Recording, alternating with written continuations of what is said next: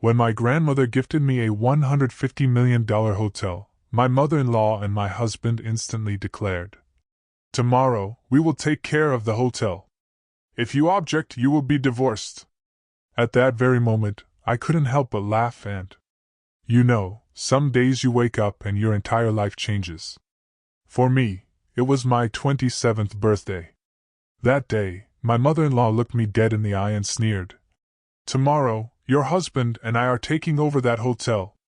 You know nothing about business." My jaw almost hit the floor. This was just moments after my incredible grandmother had gifted me a $150 million hotel for my birthday. I knew right then, I couldn't let them get away with it. And when I stood up for myself, my husband shouted, "Then we're getting a divorce." My mother-in-law threw me out of the house. They thought they had won. They had no idea my grandmother had one more surprise up her sleeve, something that would leave them utterly speechless. It all started at the Allian Garden, this incredibly luxurious restaurant. The air was crisp, and a soft classical piano melody floated over the clinking of expensive china. I was there, Chloe, dressed in a custom-tailored suit for my 27th birthday. Across from me sat Michael, my husband. He looked handsome enough in his designer suit, but his eyes kept drifting to his phone, practically glued to the table. Next to him was his mother, Sharon, draped in a large pearl necklace and a shiny gold bracelet that flashed every time she reached for another piece of lobster. She was a vision of overt wealth, but also pure disdain. And then there was my grandmother, Eleanor. Sitting beside me, she was my rock, my source of calm strength. She was elegant, understated, but she radiated an authority that commanded respect from every single person in that room. This celebration? It was all her idea. The dinner itself was awkward. Sharon had never liked me. In her eyes, I was just a stay-at-home wife with no ambition, lucky enough to have married her successful son, Michael, who worked at some import-export firm. What Michael and Sharon conveniently forgot was that Eleanor, my grandmother, had provided the seed capital for that successful firm in the first place. "Chloe," Sharon said, her voice dripping with a fake sweetness that was worse than any insult. "For someone who's home all day, you keep yourself in good shape, don't you?" It sounded like a compliment, but the tone was a clear, calculated dig. Michael actually let out a small, nervous laugh. "Mom, please." I just forced a smile, swallowing the bitterness that rose in my throat. "Thank you, Sharon," I replied politely. "I guess I move around the house a lot." Eleanor just watched, her sharp eyes registering every single interaction. After dessert, Eleanor softly cleared her throat. The piano music seemed to pause, as if yielding to her presence. "Today," she announced, her voice quiet but filling the room, "we've all gathered to celebrate my granddaughter Chloe's birthday. 27 is a special age. An age where a mature woman knows what she wants and is ready to take on great responsibilities." Sharon subtly rolled her eyes. I could practically hear her thinking, bored. Michael, meanwhile, just smiled, probably expecting another envelope of cash or a new watch headed my way. Then Eleanor reached into her purse. It wasn't a jewelry box. It wasn't car keys. It was a deep, mahogany leather portfolio.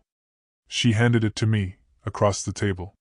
"Chloe, darling," she said gently. My hands trembled as I opened it. Inside were legal documents, deeds, countless papers. Stamped on the first page, in bold, elegant script, was the name, the Eleanor Grand Hotel. "Grandma, what is this?" I whispered, my heart suddenly pounding like a drum. "Your birthday present, my girl." Eleanor smiled. "It's the new hotel downtown. All in your name. In monetary terms, it's worth about $150 million. Silence. An absolute, deafening silence fell over the room. Somewhere, a waiter dropped a spoon, and it sounded like a gong. I was frozen. My eyes widened, darting from the documents in my hands to my grandmother's serene face. Tears began to well up.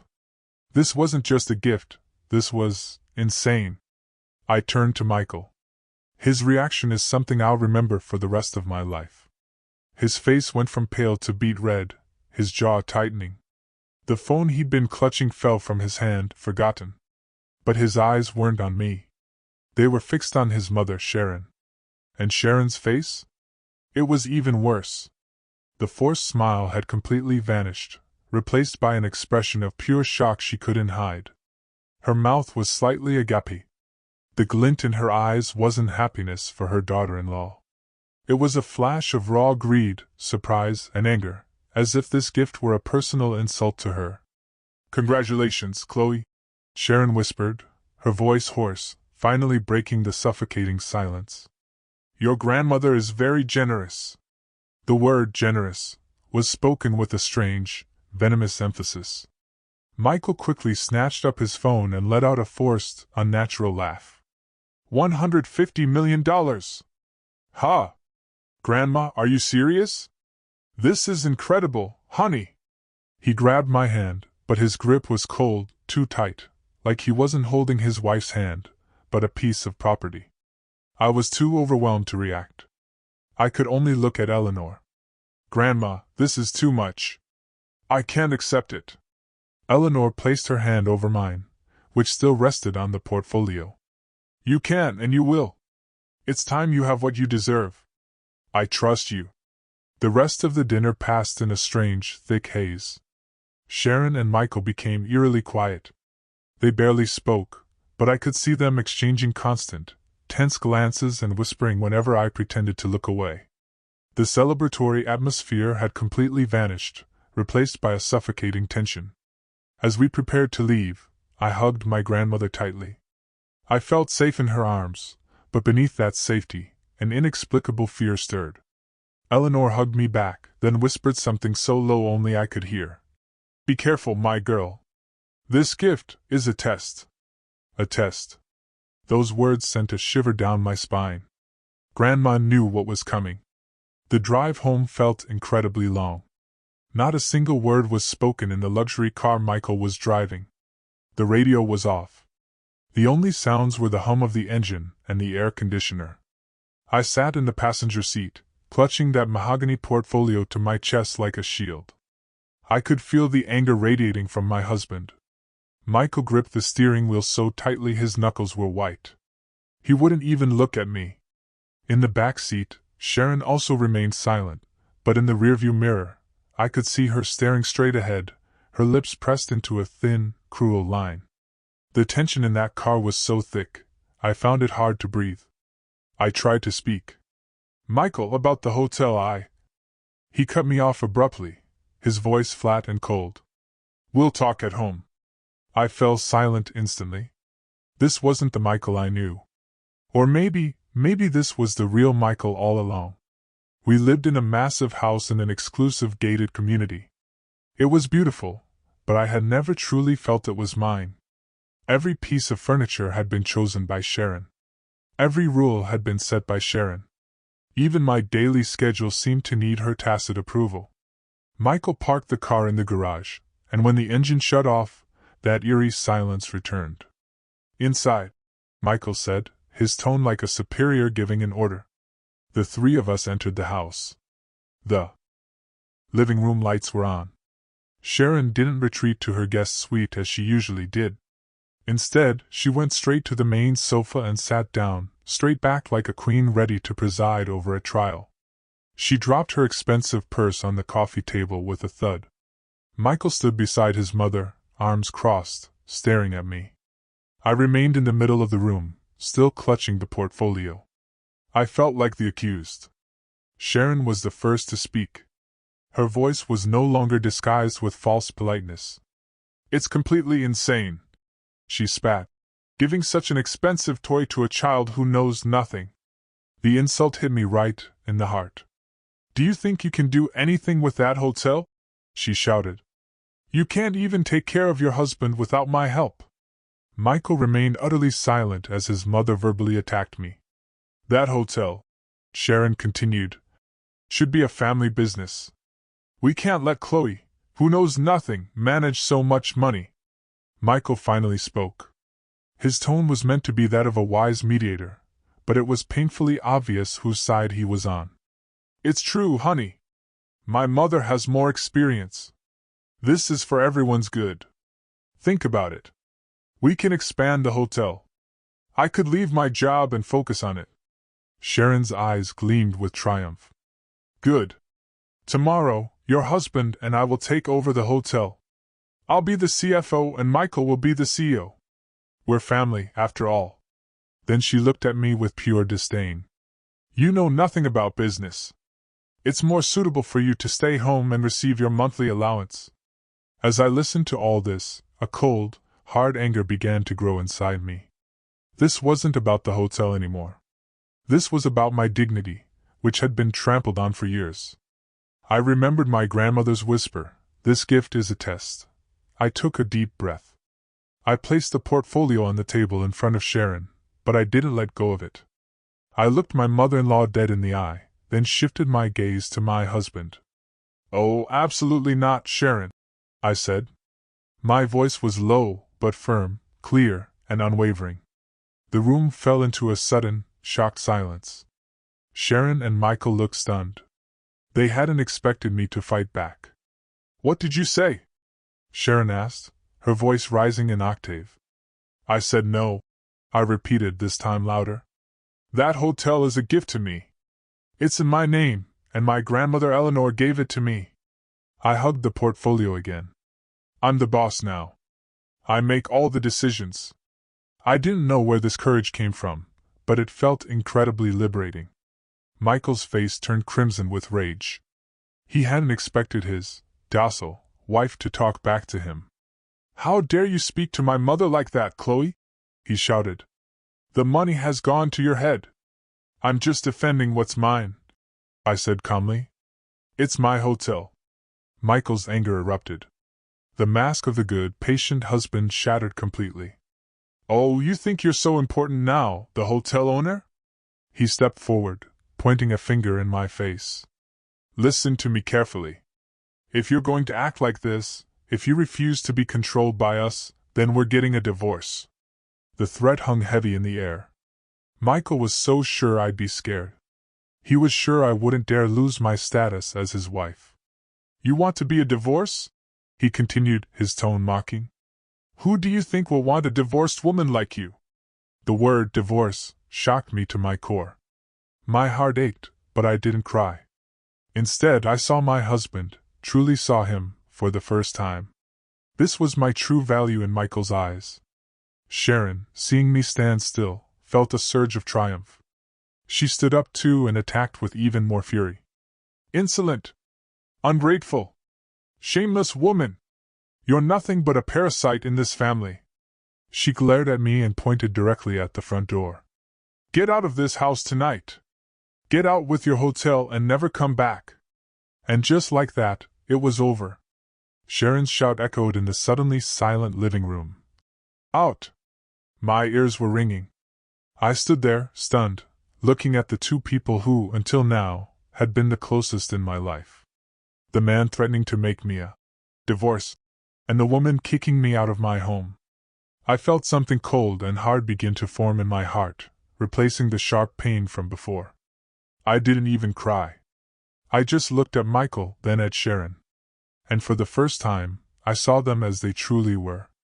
Two greedy people who had just seen their source of money. Michael was just humiliated by a much larger source of money, my grandmother, and now they saw me as a threat that had to be eliminated. The threat of divorce and eviction were their weapons to regain control. I was about to open my mouth, not even knowing what I was going to say. Maybe I would agree to leave. Maybe I would confront them. I didn't know. But before I could utter a single word, the sound of a key turning in the front door lock broke the tension. It was a low sound, but in that tense silence, it sounded like the crack of a gunshot. Click, the heavy front door swung open. Michael and Sharon were startled. They expected me to be leaving through that door, not someone coming in. There stood Eleanor. Behind her were two burly men in black suits, their faces utterly expressionless. Eleanor didn't look angry. She looked calm. And that calmness felt much more terrifying than anyone's anger in that room. She walked in, her flats making no noise on the marble floor. "Grandma!" My voice trembled.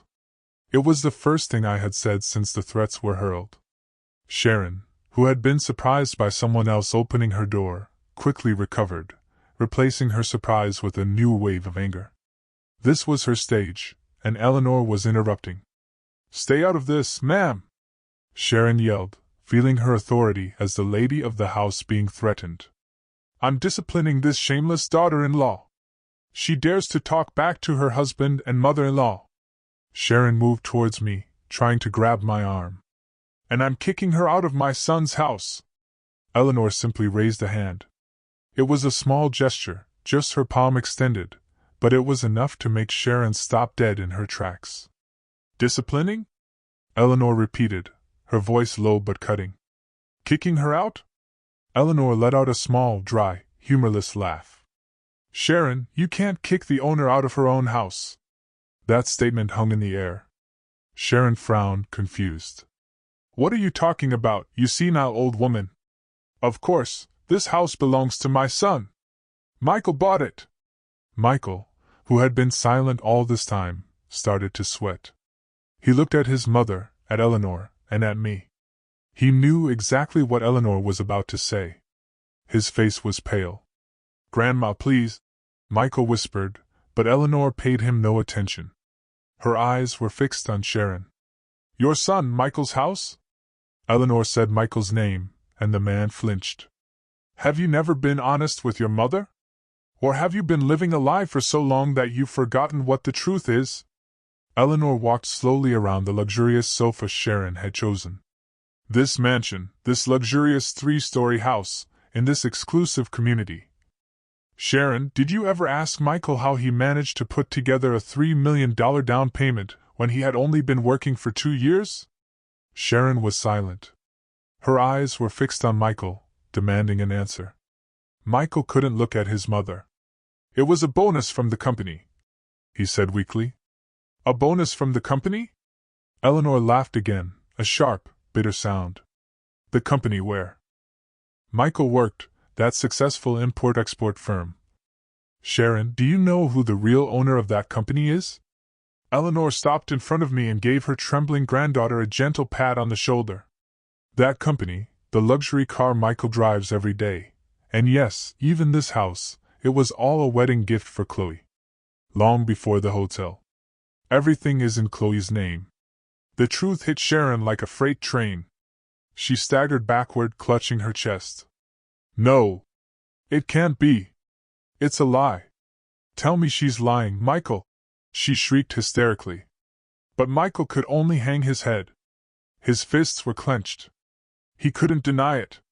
His entire life of luxury, his pride as a successful man, turned out to be borrowed from his wife's grandmother. He had only been allowed to manage the assets of the wife he had now threatened to divorce. Eleanor looked at Michael, her gaze colder than ice.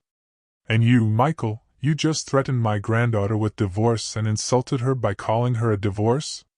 Eleanor gestured to one of the men behind her. The man, who turned out to be a lawyer, Mr. Harrison, stepped forward and opened a folder he was carrying. "What did you think?" Eleanor continued. "That after you threatened her and your mother kicked her out, you could just keep the hotel?" Mr. Harrison cleared his throat. "Mr. Miller, Mrs. Miller, I am Mr. Harrison, the legal representative of Chloe's grandmother, Mrs. Eleanor Vance." Eleanor's full name was mentioned to emphasize who the true owner of all this wealth was. The threat of divorce or separation that Mr. Miller just uttered has been heard by more than 2 witnesses in this room. That already has legal standing and can be a solid basis for a divorce filing. Sharon's jaw dropped. "Divorce? Who's talking about divorce? We didn't talk about divorce." Mr. Harrison looked at her expressionlessly. "My client's husband just yelled, 'We're getting a divorce.' My client, Mrs. Chloe Miller, has accepted those words as an intention to divorce." "No!" Michael shouted, finally breaking out of his frozen state. "I didn't mean it. I was upset. Chloe, honey, it was an outburst." Eleanor interrupted him. "It's too late. My patience has run out. For years I have kept silent as I watched my granddaughter be belittled in her own home, treated like a maid. By you, Sharon. And betrayed by you, Michael, who instead of defending your wife, followed your mother's greed. Eleanor looked at me. Granddaughter, bring that portfolio. I, still in shock, nodded and took the hotel portfolio I had left on the table. And now, Eleanor said, her voice calm again, this is my granddaughter Chloe's house, and you two are unwelcome guests. Sharon was trembling, no longer with anger, but with fear. You can't do this. This house is mine. Prove it. Eleanor challenged her. Call the police. Show them the deed to this house. Oh, I'm sorry. I have the deed, and it's in Chloe's name. Hysteria erupted. Realizing that every word Eleanor said was true, Sharon no longer screamed at me. She turned and attacked her own son. Michael, why didn't you tell me? Why did you let me live in this lie? She beat Michael's chest uncontrollably. You said you were just a parasite living off your wife. What kind of man are you, Michael? Michael, his pride completely shattered, pushed his mother, who fell onto the sofa. This is all your fault. Michael shouted, his face wet with sweat and tears of regret. Your fault for never being satisfied, always comparing me to others, pushing me to want more, making me greedy. There was a time when I loved Chloe. I loved her. Eleanor snorted. Your love was purely material, Michael. Sharon slumped on the sofa, howling like a wounded wolf. She wasn't sorry for her mistakes. She was sorry for the luxury she was about to lose. She turned and clung to the leg of the coffee table, as if embracing her property for the last time. No. This house is mine. I chose these curtains. I chose this sofa. You can't take it from me, she screamed. The scene was both pathetic and disgusting. I, who had been frozen all this time, finally found my voice. The sharp pain in my heart had gone numb. What remained was a deep, dense disappointment. I looked at Michael, the man I once loved, the man who had sworn to protect me at the altar. Now he seemed small and despicable. So all this time, all your actions, all those sweet words, were because I was the access to my grandmother's money. I whispered. Michael couldn't look me in the eye. He fell to his knees, not before me, but before Eleanor. Grandma, forgive me. Grandma, I was wrong. Please don't take everything from me. Don't divorce us. I promise I'll be a good husband to Chloe. I'll stand up to my mother. I promise. Sharon, hearing that, screamed. Ungrateful son. You're going to choose that woman over your own mother? Shut up, Mom. Michael yelled back. Don't you realize we'll be on the street tonight? Mr. Harrison, ignoring the disgusting family drama, stepped forward again. Mrs. Miller, Mr. Miller, my client, Mrs. Chloe Miller, demands that you vacate her property immediately. Vacate? Sharon stood up again. It's night time. Where will we sleep? That is not my client's concern.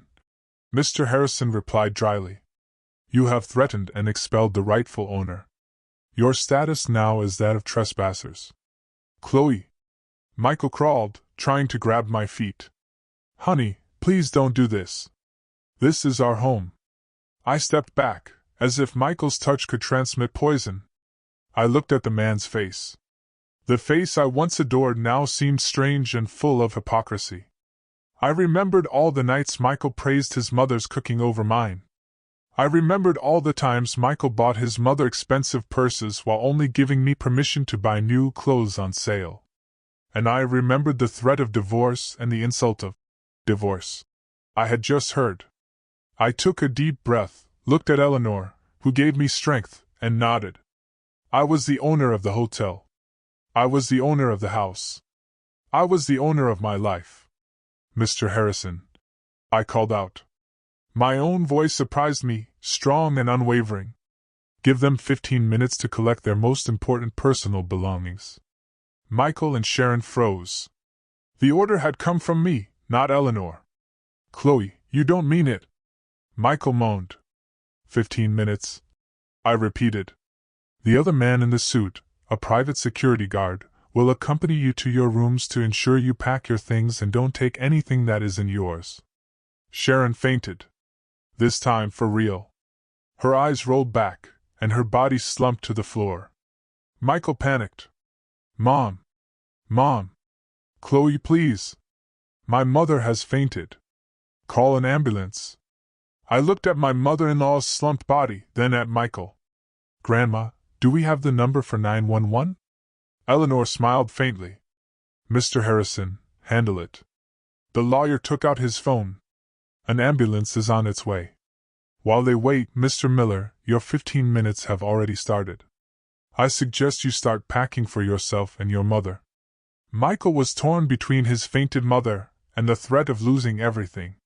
He howled in frustration.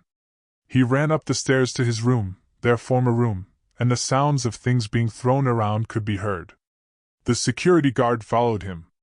I stayed in the living room. I didn't go up.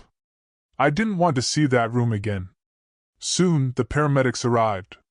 At the same time, Michael came down with a large suitcase and his mother's small handbag. Sharon, who surprisingly regained consciousness as soon as the paramedics placed her on a stretcher, started howling again. My things! My purses! My jewelry! The jewelry is in the bag, Mom, Michael whispered, embarrassed. They were escorted to the door. On the threshold, Michael stopped, turned, and looked at me, standing tall beside my grandmother, clutching the hotel portfolio. His face was wet with tears, but they were not tears of remorse. They were tears of rage and defeat.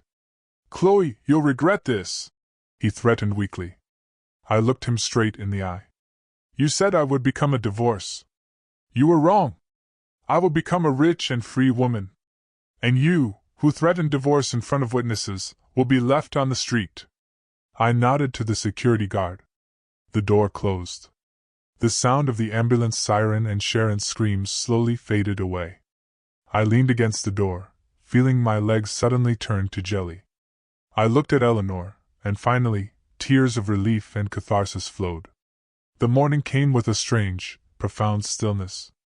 For the first time in 3 years of marriage, I woke up alone in my bedroom. There was no gentle snoring from Michael beside me. There were no knocks from Sharon on the door, ordering me to prepare breakfast quickly. What remained was the cold sheet on the other side of the bed, an array of morning sun piercing through the thick curtains, illuminating the dust floating in the air. The silence was deafening. The large house, which previously felt suffocating and oppressive, now seemed empty and too large. I sat on the edge of the bed, hugging my knees. I felt relieved, of course, as if a weight had been lifted from my chest. But beneath that relief was a new fear. I was free. But what was I going to do with this freedom?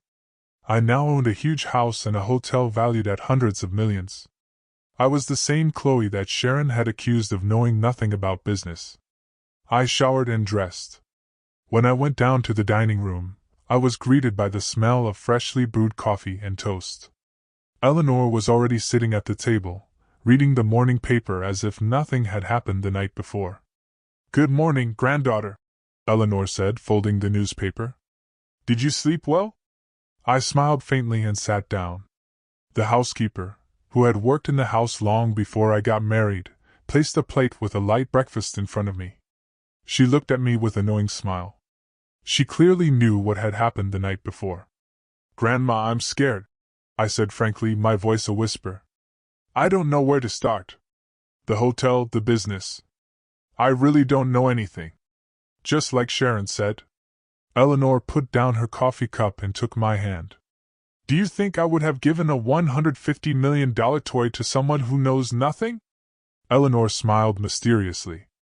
Chloe, do you remember 3 years ago when I asked you to organize the accounting books for the charitable foundation and you said they were too complicated? I remember, Grandma, I said. The reports were a mess, and you left them impeccable. Exactly, Eleanor continued. And do you remember last year when I asked you to analyze the investment proposals from 3 startups, and you said you didn't understand? I just chose the one with the clearest product that made the most sense, I replied. And that company is now worth triple, Eleanor said. And remember when I asked you to review all the supplier contracts for our charities, And you discovered a 20% overbilling? I fell silent. I was beginning to understand everything. I've been training you. Eleanor interrupted my thoughts. I knew the true nature of Michael and his mother for a long time. I knew this day would come. I couldn't give you a fortune without also giving you the weapons to protect it. It's not that you know nothing, Chloe. It's that you haven't yet realized how much you know. You have a sharp business instinct. You are meticulous. And you are honest. That's more than enough. Eleanor's words were like pouring gasoline on a small flame inside me. The fear didn't disappear, but now it was accompanied by a fierce determination. Mr. Harrison will be here soon, Eleanor said. We're going to the Eleanor Grand. It's time for the owner to greet her employees. An hour later, a black luxury sedan pulled up in front of the lobby of the Eleanor Grand Hotel. The building was imposing. The glass gleamed, reflecting the morning sun. It was the first time I had seen it up close. My heart pounded. When I walked in, flanked by Eleanor and Mr. Harrison, all the lobby staff bowed respectfully. They had been informed that the new owner was arriving. I, in a simple but elegant outfit, walked through the magnificent lobby with my head held high. We went straight to the main boardroom on the penthouse floor. All the department heads were already waiting. A dozen impeccably dressed men and women stood in unison as I entered. I sat in the main chair at the head of the table, with Eleanor on one side and Mr. Harrison on the other. The tension was palpable. I could feel their stares. They held curiosity, skepticism, and a slight disdain. A young, meek-looking woman had suddenly become their boss. Mr. Harrison began. Good morning, everyone. I present to you Miss Chloe Miller.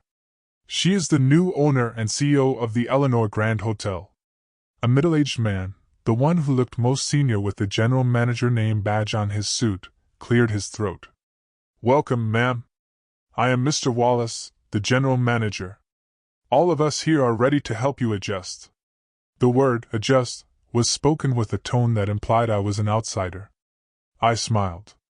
Thank you, Mr. Wallace. I appreciate the gesture. Then I looked at each of the managers in the room. I won't beat around the bush. I know I'm new here, but this hotel is mine, and I intend to know everything that happens in it. My gaze fell on a man sitting next to Mr. Wallace, who was holding a tablet. Mr. Peterson, you're the finance manager, correct? The man named Peterson was a bit surprised that I knew his name. Yes, ma'am. I reviewed a brief financial report last night, I said, surprising everyone in the room. I noticed a rather large new expense item in the last 2 weeks related to a company called Future Forward Consulting. Could you explain what this consultancy is for and why a year's worth of fees was paid up front? Mr. Peterson instantly broke into a cold sweat. He didn't expect the new owner to notice that detail so quickly. Mr. Wallace shot him a sharp look. It's a consultancy for operational efficiency, ma'am, Mr. Peterson stammered. Operational efficiency? I countered, my eyes, once soft, now seemed sharp. But another report shows that our operating costs increased by 5% last week. And as for Future Forward Consulting, I asked Mr. Harrison to check on it this morning. The company was registered only 2 weeks ago. The room went silent. Mr. Peterson's face turned white. He knew he was caught. Mr. Peterson. My voice was now soft but full of pressure. I'm not here to make enemies. I'm here to protect my assets. I'll ask you one more time. Who authorized this payment? Mr. Peterson swallowed hard, looked at Mr. Harrison, then at Eleanor, who was watching him without blinking. He knew if he lied, his career would be over. Finally, he broke. I'm sorry, ma'am, he whispered in a trembling voice. The order came from Mr. Miller. The whole room held its breath. Mr. Miller? I repeated, feigning confusion on purpose. What authority does my husband have in this hotel? He said he represented the owning family. Mr. Peterson continued, now resigned. He said it was to secure, well, a portion of the assets before you took full control. He brought the contract and pressured me to process the payment that same day. He ordered me to create the fake consulting contract. This confession was like a bomb. I felt a chill of cold victory. This was my first step. I looked at all the managers. As of today, I said firmly, I am announcing a full external audit of all departments. And Mr. Peterson, thank you for your honesty. Please give Mr. Harrison all the documents related to Future Forward Consulting and all correspondence with Mr. Miller. While I was taking my first steps as the queen of the hotel, Michael and Sharon were experiencing their first fall. The ambulance that had taken Sharon the night before, after an ER checkup determined she was perfectly fine, deemed it a false call and billed them the full cost. They didn't have that much cash. With what was left in Michael's wallet, they ended up renting a small, dingy motel room on the outskirts of the city that smelled of stale cigarette smoke and mothballs. The ceiling fans spun slowly, making a deafening screech. Sharon sat on the edge of the bed, still in the luxurious party dress from the night before, now dirty and wrinkled. Her eyes were swollen from crying, but the tears had dried up, replaced by a simmering anger. On the street, she whispered hoarsely. We're on the street. This is all your fault, Michael. Your fault for being so stupid. Why didn't you tell me everything belonged to Chloe? Michael paced the small room like a caged lion. His face was red. He had just tried to access his salary account from the company where he worked. The account was frozen. He tried to use his corporate credit card. Declined. Eleanor had blocked all his access. He truly had nothing. Shut up, Mom! Michael yelled in frustration. You think I knew this would happen? I thought I had her under control. I thought if I threatened her with divorce she'd get scared. Turns out that old woman has brainwashed her. And now what? Sharon moaned. What are we going to eat? Where are we going to live? My jewelry, my purses, everything is left in that house. Michael stopped pacing, his gaze fixed on the old laptop he had thrown on the bed. The only valuable electronic device he had brought besides his phone. A crazy, evil idea began to form in his mind. He still had one weapon left, something very personal.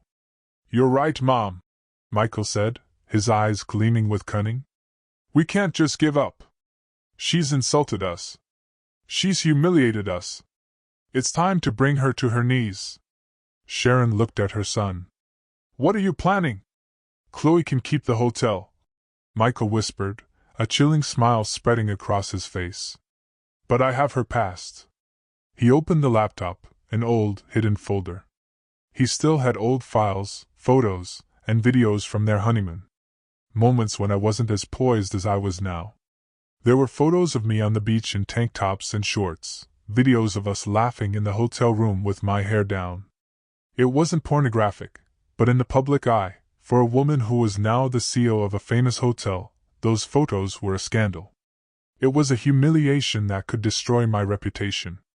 You're her husband, Sharon whispered, her eyes also gleaming. She now understood Michael's thinking. You have the right. Use it. Destroy her. Michael smiled, opened a messaging app, and sent a message directly to my number. You think you've won, don't you? You think you can throw my mother and me out like we're trash? You're very wrong, Chloe. And he attached a photo, a picture of me laughing by the pool with my hair down. I have many photos from our vacations. Photos that show what a CEO's wife is really like. I'm sure your new managers would love to see this. Transfer 50% of the hotel's value to my new account in 24 hours, or everyone will see what a hypocrite you are.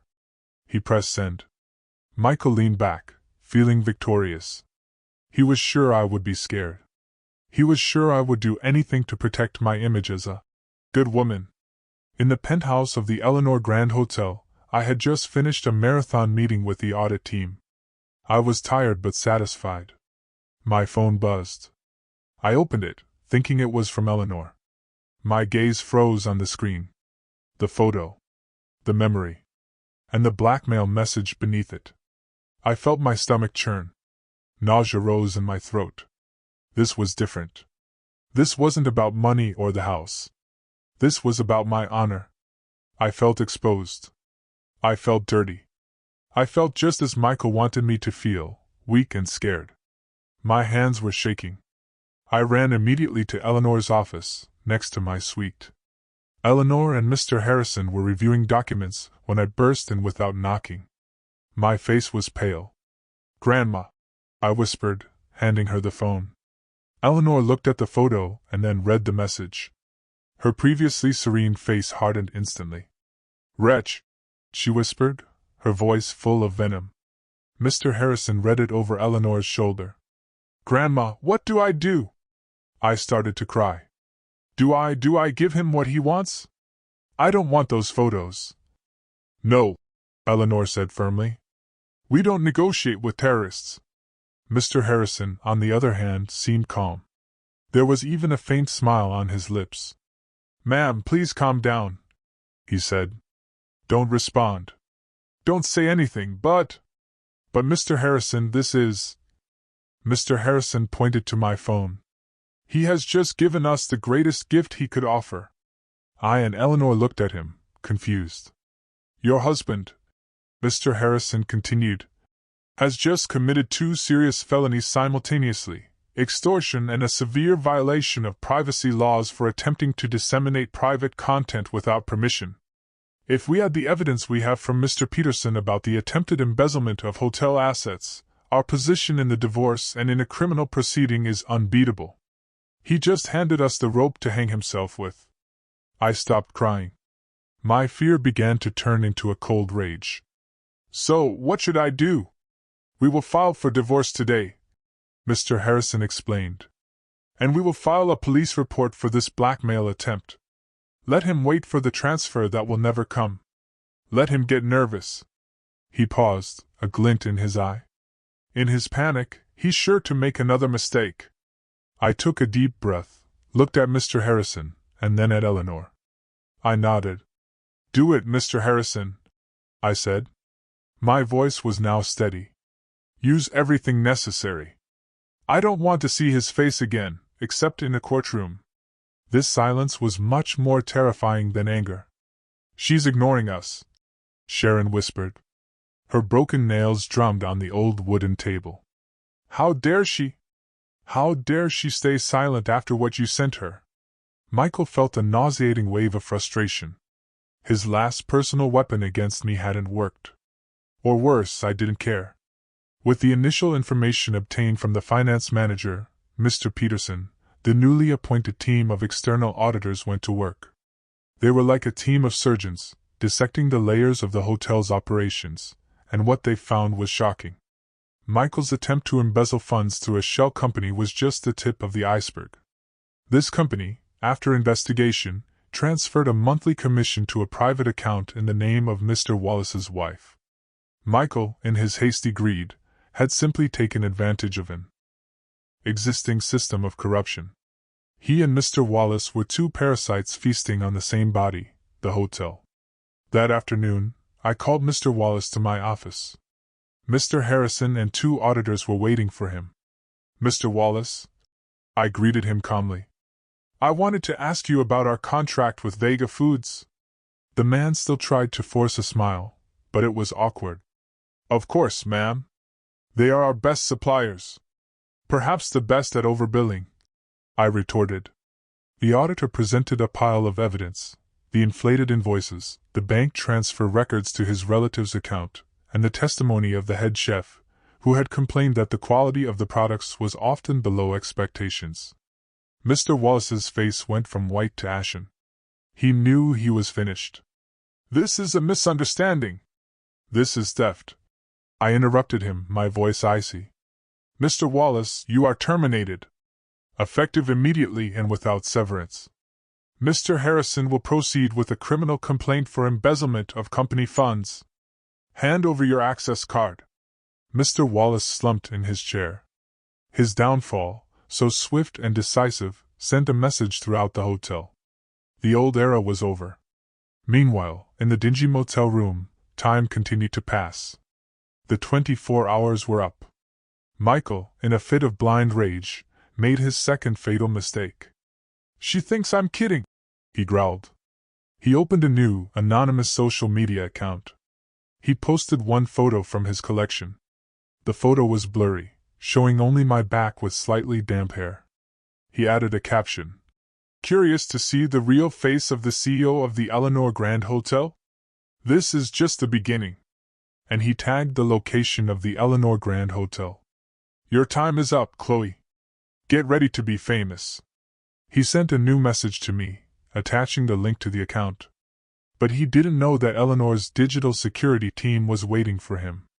Within minutes, the account was mass-reported and suspended by the platform.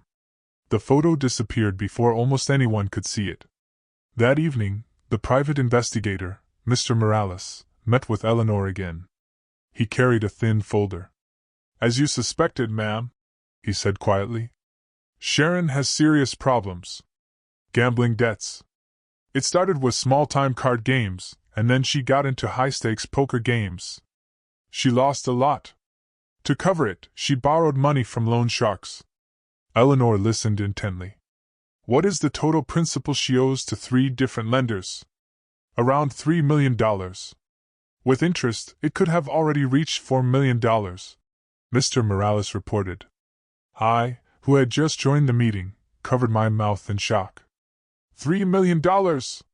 She planned to use the hotel, Eleanor concluded, her voice grim.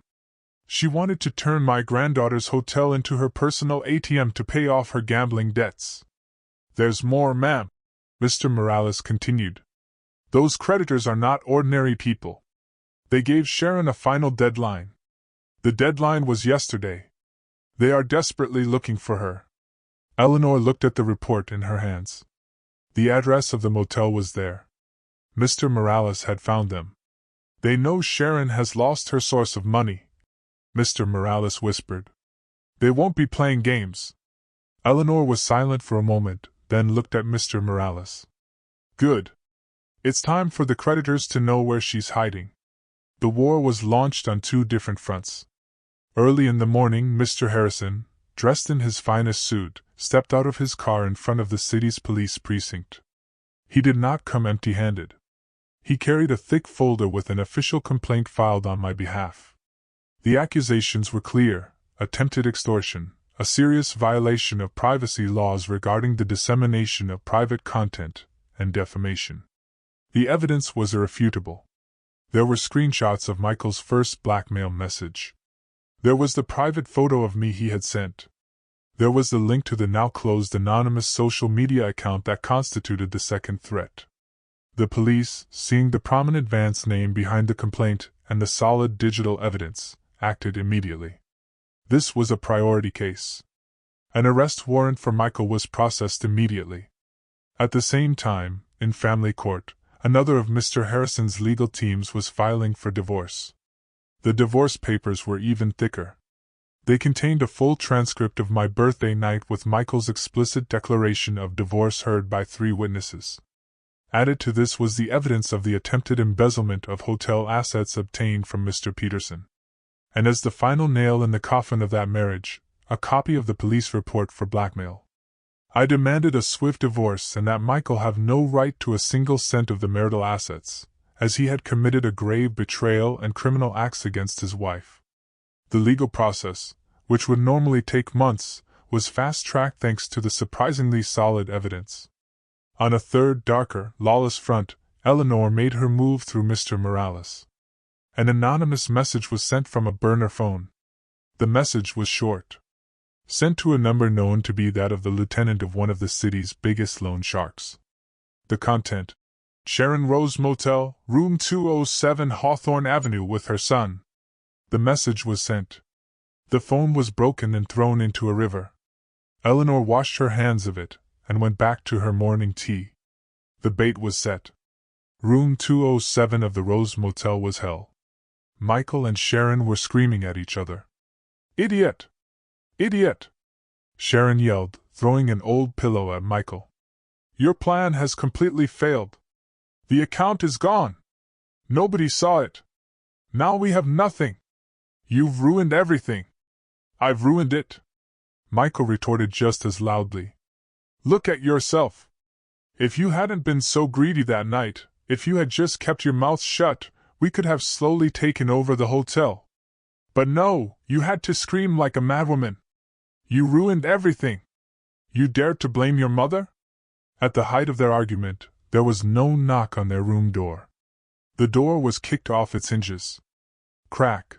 3 large, rough-looking men entered the small room. The smell of alcohol and tobacco instantly filled the space. Sharon let out a scream. She recognized the leader's face immediately. Chateau! Chateau! She stammered, trembling. The man called Chateau smiled, revealing a gold tooth. Ah, we finally found you, Sharon. You've been hard to find. I thought you had moved into a luxury house. His eyes scanned the miserable motel room with contempt. You owe us a lot of money. Michael, who had been frozen with fear at first, tried to react. Hey, leave my mother alone! Who are you? Chateau turned to Michael, looking him up and down. Oh, so this is your new investment, Sharon. This is your son, you said was so successful? Another man pushed Michael against the wall. So you're the son? Good. Then you'll pay your mother's debt. What debt? Michael asked in a trembling voice. Chateau's eyes gleamed. He looked at Michael. Ah, so that was the collateral. You have a hotel, huh? It's a lie! Michael yelled, panicking. Just as Chateau's man was about to grab Michael, the already broken door was knocked down again. This time, it was uniformed police officers entering with shields and aiming their guns. Police! Don't move! Drop your weapons! The scene was chaos. The loan sharks were surprised. The police, too.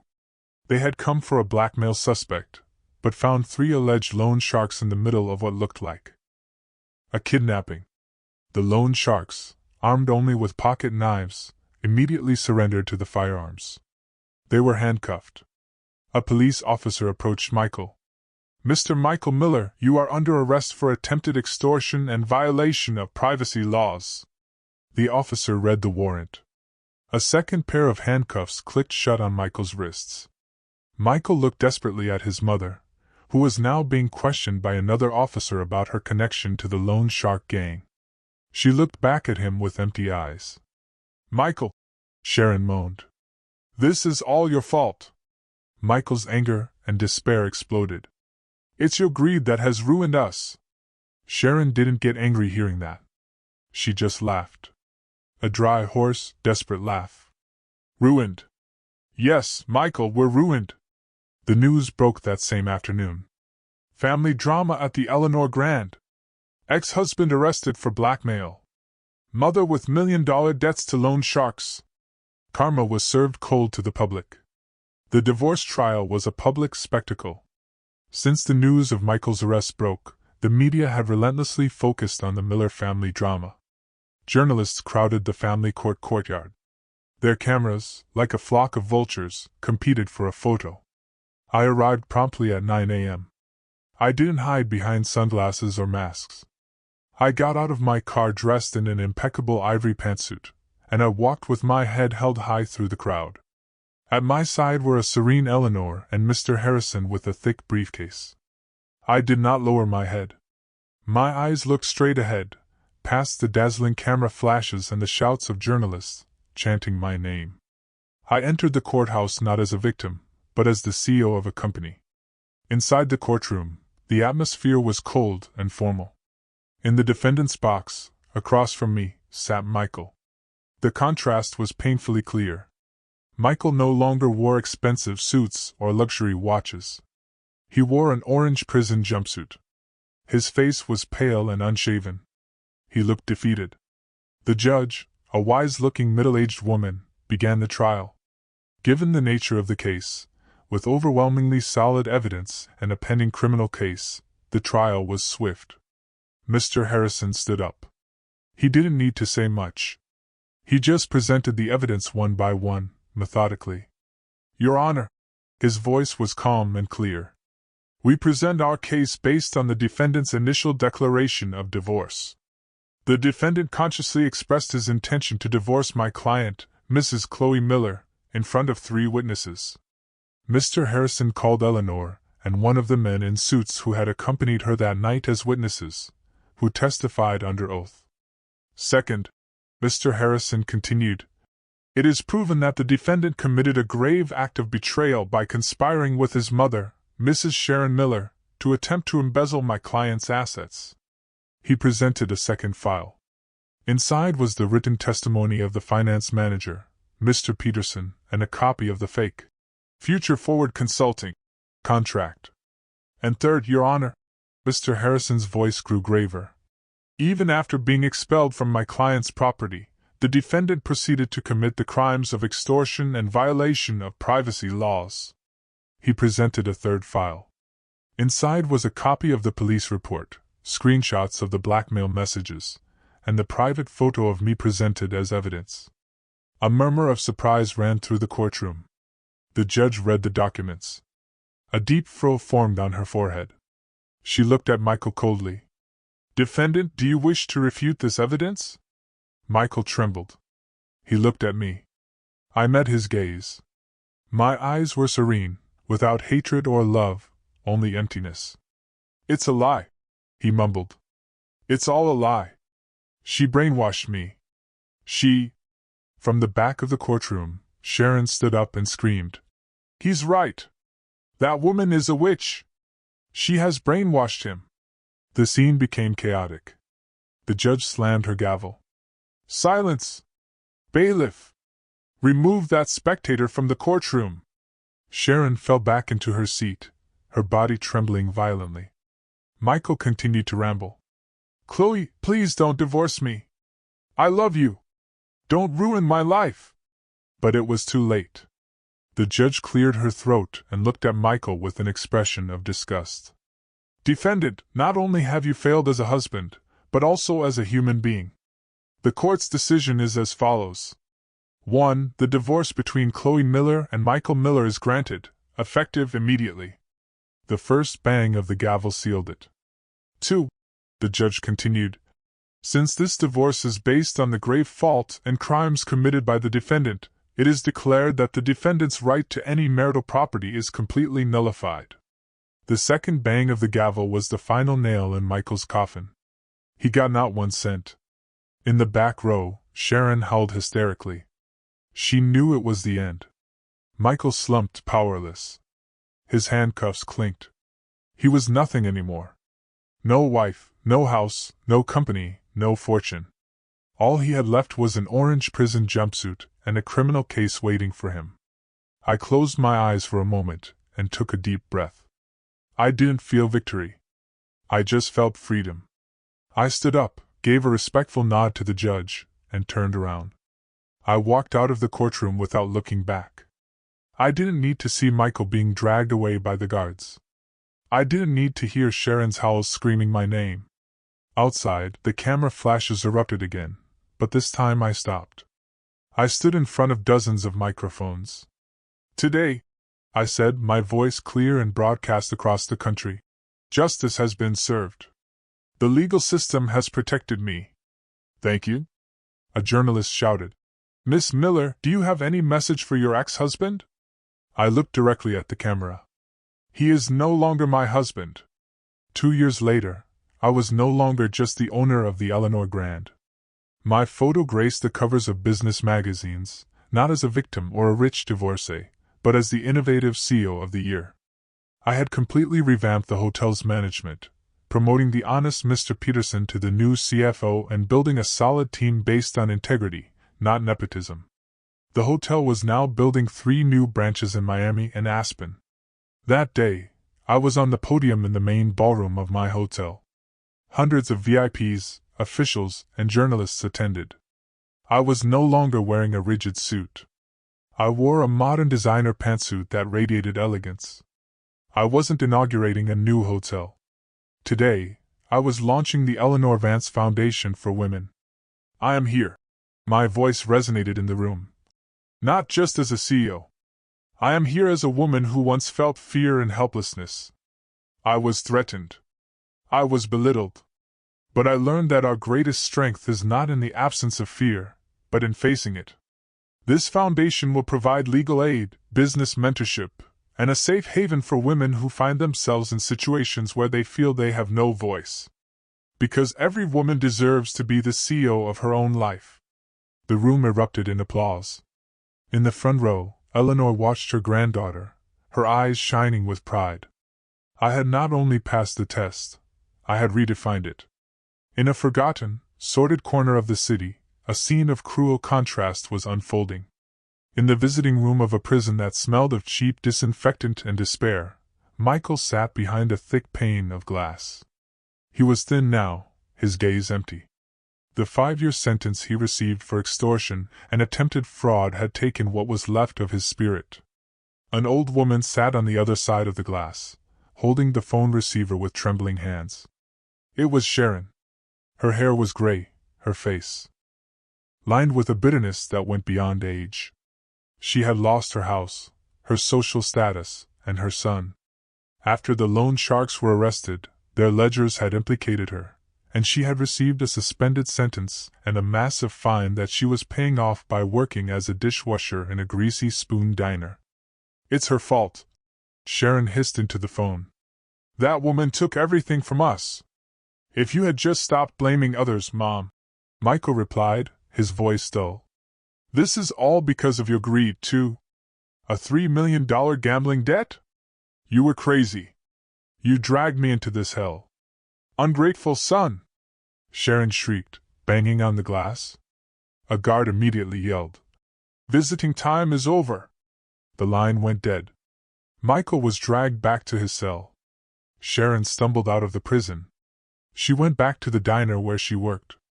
The smell of stew and sweat hit her nose. She entered the dirty back kitchen and continued scrubbing the pile of dirty dishes. As she scoured a burnt pot with steel wool, the evening news came on the old TV in the corner of the restaurant. Sharon looked up distractedly, and on the screen she saw her. She saw a radiant Chloe, a beautiful Chloe. I was being interviewed about the launch of my new foundation. Miss Miller, you are an inspiration, the host said. Sharon froze. Her hand holding the steel wool stopped moving. She looked at the woman on the screen, the woman she once called ignorant. The woman she had kicked out. The woman who now had everything she had ever dreamed of. While she, Sharon, had nothing but a pile of dirty dishes and an eternal regret. She didn't cry. Her tears had already dried. By the way, if you're still with me, make sure to hit subscribe. More unbelievable stories are coming. What do you think? Was Chloe's journey of reclaiming her life an act of justice, or did she go too far in her pursuit of revenge? Let me know your thoughts in the comments below. I really want to know what you think.